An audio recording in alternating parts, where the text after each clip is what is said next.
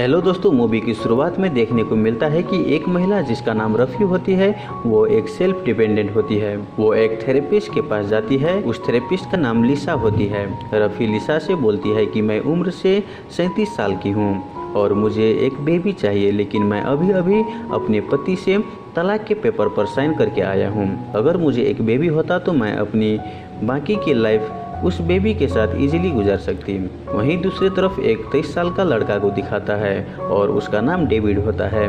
David को painting में बहुत ही रुचि होता है। कुछ दिन के बाद देखने को मिलता है कि एक पार्टी में अपने अपने फ्रेंड्स के सर्कल के थ्रू डेविड और रफ़ी को एक दूसरे से मुलाकात हो जाता है। उसके बाद वो दोनों एक दूसरे को डेट करने लगता है और कुछ दिन के बाद वो दोनों आपस में इंटीमेट भी हो जाता है। यहाँ पर रफ़ी अपने न्यू बीएफ के बारे में उस थेरेपिस्ट लिसा को बताती रहती है और लिसा भी रफ़ी को अपनी रिलेशनशिप के बारे में मोटिवेट करती रहती है। कुछ दिन के बाद एक ट्विस्ट देखने को मिलता है कि रफ़ी जिस लड़का को डेट कर रही होती है वो और कोई नहीं बल्कि थेरेपिस्ट लिसा का ही बेटा होता है। और ये बात जानकर वो डिप्रेस होने लगती है और लिसा दूसरे थेरेपिस्ट से मिलने जाती है और वो सब कुछ बताती है। तब जाकर वो थेरेपिस्ट बोलती है कि यू डोंट वरी लिसा, तुम किसी को कुछ मत बताओ, ये रिलेशनशिप टाइम के साथ साथ अपने आप ही ख़त्म हो जाएगा। वहीं दूसरी तरफ देखते हैं कि डेविड और रफ़ी एक साथ लिव इन रिलेशनशिप में रह रहे हैं। उसी दौरान हम देखते हैं कि डेविड कूल टाइप का होता है और वो मैच्योर होता है। वहीं दूसरी तरफ रफ़ी घर का काम करती रहती है और उन दोनों में छोटी छोटी बातों पर झगड़ा होती रहती है।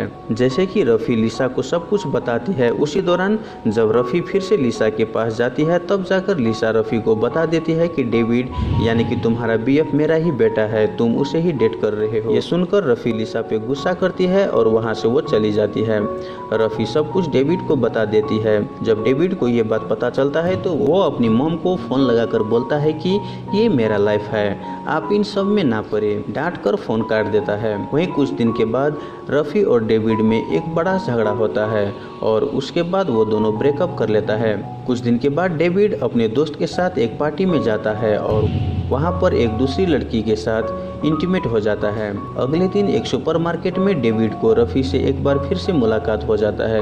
उसके बाद उन दोनों को रहा नहीं जाता और वो दोनों फिर से एक बार इंटीमेट होकर अपनी रिलेशनशिप को कंटिन्यू करने लगता है। डेविड रफ़ी को अपनी फैमिली फंक्शन में ले जाता है। वहाँ पर रफ़ी लिसा को बता देती है कि डेविड और मैं मिलकर एक बेबी प्लान कर रही हूँ। यह सुनकर लिसा नाराज हो जाती है और डेविड भी कंफ्यूज रहने लगता है कि आखिर मुझे क्या करना चाहिए। और डेविड भी थेरेपिस्ट लिसा से मिलने जाता है और वो अपनी प्रॉब्लम को बताता है। तब जाकर लिसा डेविड को बोलती है कि तुम रफ़ी को मत छोड़ो, रफ़ी को तुम्हारा बहुत ही ज़रूरत है। तब जाकर डेविड सोचने लगता है कि मैं रफ़ी से ही शादी करूँगा और मैं अपनी बाकी की ज़िंदगी उसी के साथ गुजारूँगा।